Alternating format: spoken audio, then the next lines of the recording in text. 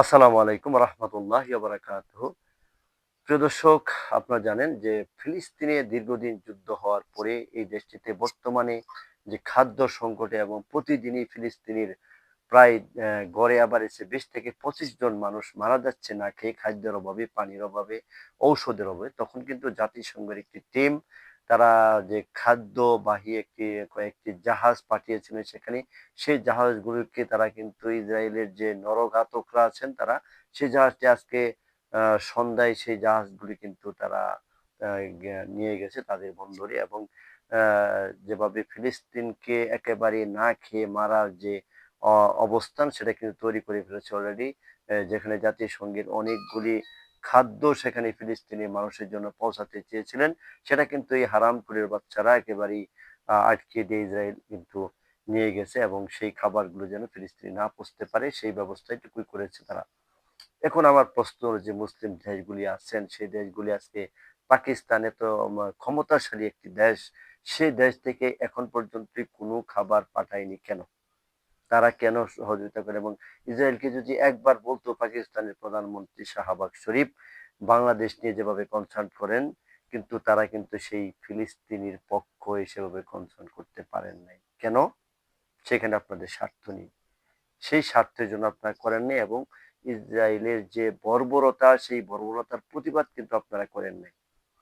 Iran তারা করে মাঝে মধ্যে, আপনারা যাই কিছু বলেন না কেন, ইরান কিছু করে তারা তাদের স্বার্থে, ভৌগোলিক স্বার্থে ইসরায়েল যেন মাথাচাড়া না দিয়ে উঠতে পারে সেই জন্য তারা কিছু করে ফিলিস্তিনের দোহাই যেতে মুসলমানদের সমর্থনটা তারা পায়। আসলে হাকিকতে কখনোই ইরান এই কাজটি করবে না, কখনোই সরাসরি ফিলিস্তিনের পক্ষ হয়ে কিছু করতে রাজি না। আজকে ইরানে এবং ইসরায়েলের সাময়িক যুদ্ধবিরতির পর এখন পর্যন্ত একটা কথা ফিলিস্তিনের পক্ষে বলে নাই। মুসলিম দেশগুলিতে বাদই দিলাম, যে দেশগুলি আছেন সেই দেশগুলো একটা এখন পর্যন্ত ফিলিস্তিনের পক্ষে দাঁড়ায়নি।